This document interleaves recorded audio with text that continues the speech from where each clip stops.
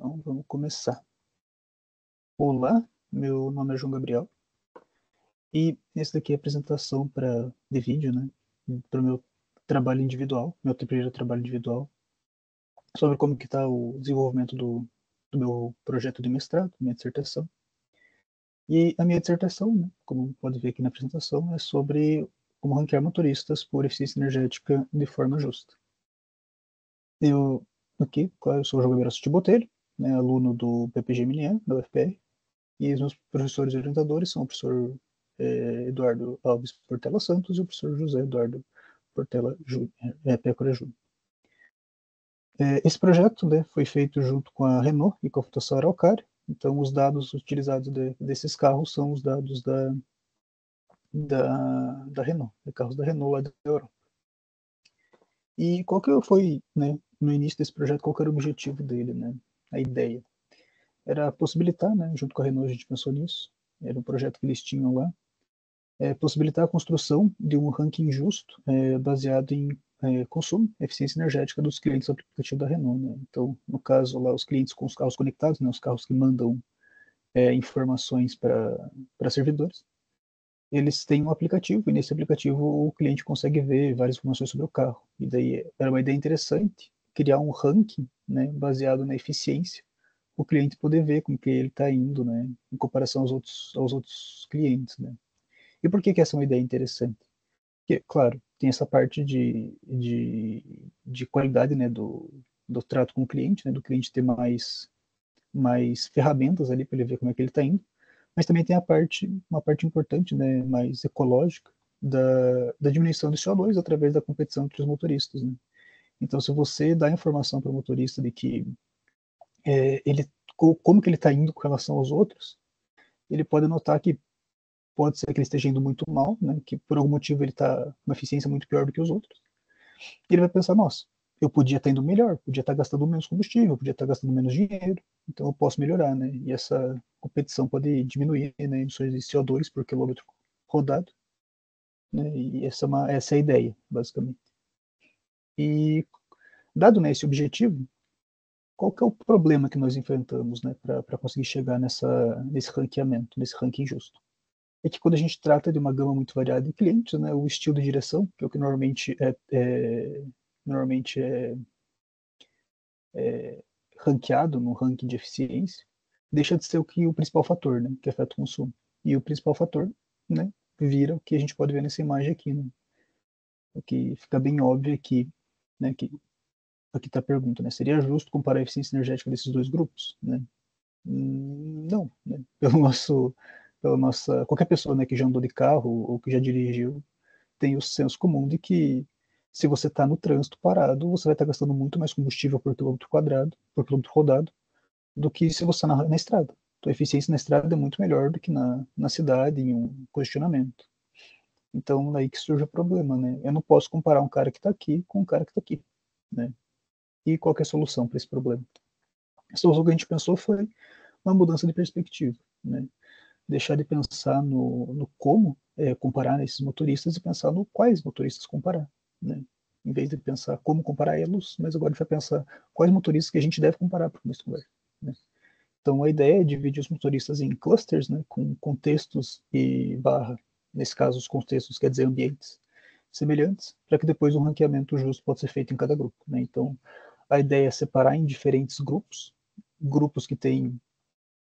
que a gente identificou e que provavelmente estão em ambientes semelhantes. Então, nesse caso, o ambiente seria basicamente o tipo de estrada em que aquele carro está rodando. Então, por exemplo, uma rodovia, ou no meio da cidade, ou na parte mais movimentada da cidade. E daí a gente comparar só esses motoristas que estão nos mesmos grupos, né? Então, no caso, é você deixar de comparar, por exemplo, o motorista que está na estrada com o motorista que está na cidade. E, claro, para isso ter sentido, a gente tem que também comprovar que a clusterização baseada em contexto também clusteriza eficiência energética, né? Então a gente tem que validar que quando a gente compara os vários clusters, a eficiência energética desses diferentes clusters é diferente, né? É de fato diferente. E qual que foi o nosso framework para esse trabalho, né?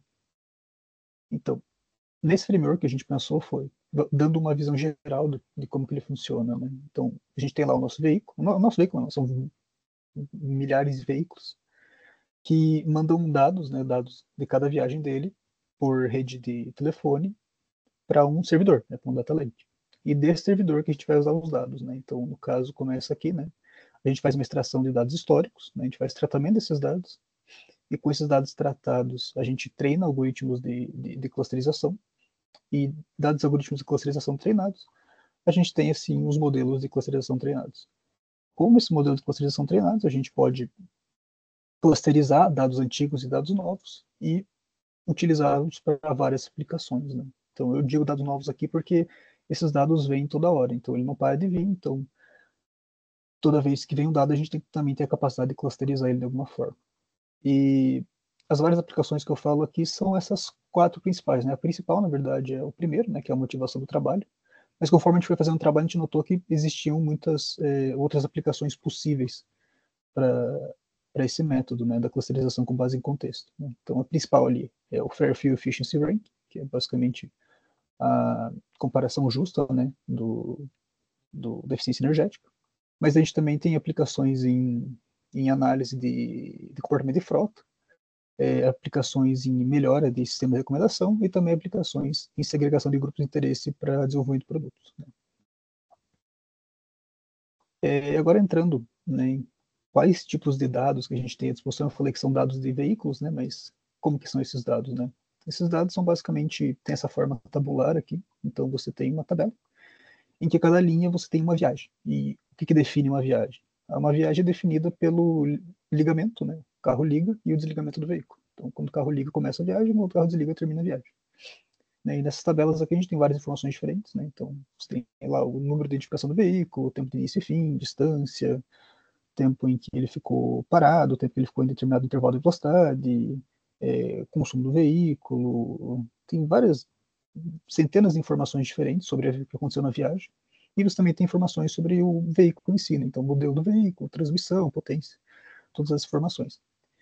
E a gente pode dividir essas informações em dois tipos, né? Então, relacionadas à viagem, então, que seriam aquelas informações que mudam de viagem a viagem, então, que não dependem do veículo também, né? Então, dependem só daquela viagem específica, e também tem informações que são relacionadas ao veículo, que seriam aquelas informações que, por exemplo, se for um vinho específico, né, um veículo específico, ela não vai mudar, nunca vai mudar, né? Então, se é o veículo 1A, 2B, ele sempre vai ser o modelo A, sempre vai ser manual e tudo mais, né? E, dado esses dados, né, como é que a gente faz a seleção das variáveis, né? O que a gente faz é a gente vê a utilidade, na verdade, a gente analisou a utilidade e a qualidade das colunas, né? Então, utilidade por quê? Porque a gente quer variáveis que sejam úteis para clusterizar com base em contexto, né? Então, por exemplo, não faz sentido eu pegar a variável quantas portas tem no carro, né? Faz sentido eu pegar a variável distância, que é uma, é uma, é uma feature, né, que vai distinguir em que tipo de ambiente aquele carro estava, né? Então, basicamente, as features que a gente utilizou foram a distância, tempos e intervalos de velocidade, né? Então, basicamente, o que seria esse tempo de intervalos de velocidade? Seria quanto tempo que o veículo ficou parado, quanto tempo que o veículo ficou de 5 a 10 km por hora, quanto tempo ele, e assim por diante. Então, você tem vários intervalos e os tempos que ele ficou naqueles intervalos. E também os tempos de início e fim, e porque com esses tempos de início e fim aqui a gente pode calcular a duração da viagem, a gente também pode calcular a velocidade média da viagem. E essas foram basicamente as informações que a gente pegou. Por que a gente não pegou mais informações além dessa? Porque essas daqui eram as únicas informações que tinham boa qualidade, né? Então entra a parte da qualidade aqui. Porque elas tinham zero nulidade, né? Então tinha muitas informações interessantes, como por exemplo, pressão do freio, pressão do acelerador, esse tipo de coisa, que eram interessantes, mas só que não eram confiáveis, porque elas tinham muita nulidade. Então a gente descartou elas. E essas daqui eram as que eram interessantes e que tinham uma boa qualidade também. E outras informações que a gente também pegou, né, que agora não são relacionadas à viagem, mas relacionadas ao veículo, foram o VIN do veículo, né, a informação dos diferentes veículos, o modelo, a transmissão, a potência e a bateria. Por quê? Porque não faz sentido a gente fazer uma comparação a gente fazer uma clusterização para diferenciar a eficiência energética, se a gente está pegando modelos diferentes, né? Tipo assim, mesmo se o cara tiver se o veículo tiver numa num ambiente diferente do outro, mesmo se ele estiver no mesmo ambiente, na verdade, se forem modelos diferentes, eles vão ter eficiências diferentes. Né? Então, você tem que fazer também uma separação com base nos modelos, e no mesmo modelo, as transmissões também podem ter diferentes eficiências energéticas. Né? Então, são aspectos do veículo que podem mudar a eficiência energética dele, que a gente também tem que fazer uma clusterização a priori, né? Fazer uma divisão antes disso. Né? E como que a gente tratou esses dados, né? Uma primeira coisa que a gente fez foi excluir dados, então dados anômalos. Então, o que seriam dados anômalos? Tem várias anomalias diferentes, mas as principais seriam o quê? O tempo de fim da viagem ser menor que o tempo de início, ou a distância fim ser menor que a distância de início, esse tipo de dados que não fazem sentido. Também dados em que a distância era menor que 100 metros, porque a gente viu muita inconsistência nesse tipo de dado, então a gente já descartou eles. A gente também descartou dados em que existia diferença entre tempos calculados a partir de diferentes formas. Então, por exemplo, se eu calculasse o tempo a partir do delta entre início e fim, eu calculasse o tempo a partir dos tempos intervalos de velocidade. Se esse tempo forem muito diferente, a gente também descarta essas observações. E a última coisa que a gente fez foi quando a distância da viagem era maior que uma distância máxima possível. Né? Então, por exemplo, se a gente vê lá pelos tempos intervalos de velocidade lá. A gente nota que o máximo que ele podia ter ido era 100 km, e lá a viagem está falando que ele fez 200. Não faz sentido, a gente também descartou. Né? Outra coisa que a gente fez foi criar novas variáveis, né, como eu disse anteriormente. Então, a gente criou a variável tempo total da viagem a partir de diferentes dos tempos de início e fim, né? E a gente também criou a velocidade média a partir do tempo da viagem e da distância. Uma outra coisa que a gente fez também foi transformar os dados. Então, aquelas features de tempos, intervalos de velocidade, elas são em segundos, né? E o que a gente fez foi transformar por porcentagem, né? Então, a partir do momento que você tem o tempo inteiro da viagem, você pode dividir esse tempo nessa feature específica pelo tempo inteiro, que você vai ter uma porcentagem, né? E daí isso é muito mais interessante, em vez de você falar, não, ele ficou 2 segundos nesse intervalo, você fala, não, ele ficou 10% da viagem nesse intervalo.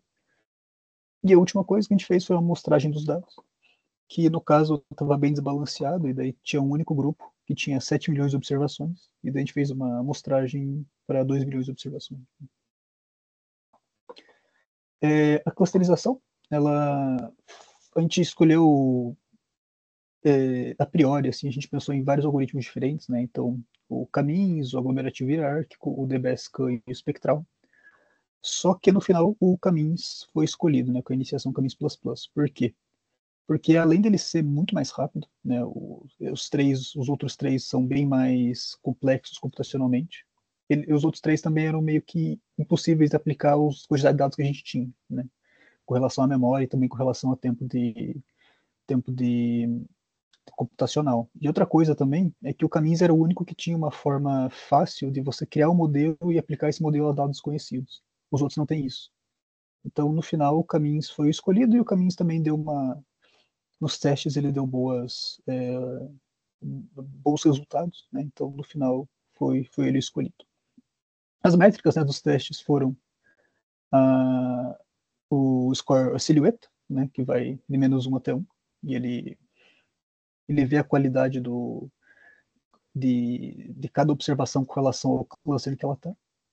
E o Davis Bode, que ele tem um score que vai de 0 até infinito, e quanto mais próximo de 0, melhor. E ele basicamente vê a qualidade da clusterização como um todo, né? Outra coisa que a gente fez na parte da clusterização foi uma transformação, né, uma regularização dos valores, para eles ficarem entre 0 e 1, coluna a coluna. Então, para você não ter aquele problema de, sei lá, a coluna quilômetros por hora o máximo dela é 200 e o mínimo dela é 0, enquanto a coluna tempo, o máximo dela é 30 mil e o mínimo dela é 0. Então, para não ter essa disparidade, a gente colocou os valores entre 0 e 1. Né? E também, outra coisa que a gente fez foi, para cada grupo, a gente pegou os máximos e mínimos, né? E a gente guardou eles para que a gente pudesse também regularizar os dados novos para poder aplicar aos modelos salvos, né? E daí, mais uma coisa nessa parte da clusterização, que beleza, a gente vai usar o caminhos, mas o caminho sozinho não diz nada, né? A gente precisa de uma coisa a mais, que é a gente precisa otimizar para ver os melhores modelos de caminhos, né? Então, no caso, o caminhos tem o parâmetro K, que é o número de clusters. Ele também tem um parâmetro da semente, porque ele é um algoritmo baseado em valores aleatórios, né? Então, dependendo da semente, ele também pode dar valores, seus resultados diferentes. Então, a gente criou aqui um modelinho que faz um tenfold cross validation, né? E daí para cada K, né? E daí também nesse tenfold ele também varia a iniciação 5 vezes, e daí para cada vez ele calcula o silhouette score e o Davis Bowling. E daí o que tiver o melhor, os Ks que tiverem os melhores valores, né, vão ser os modelos escolhidos no caso. E é isso a primeira parte, né, essa parte mais técnica do trabalho. E agora a segunda parte vai focar realmente na aplicação, né, dessas técnicas nos dados e ver como que foram os resultados, né, e nas aplicações finais, né, com relação ao ranking e a análise de frota e as outras aplicações.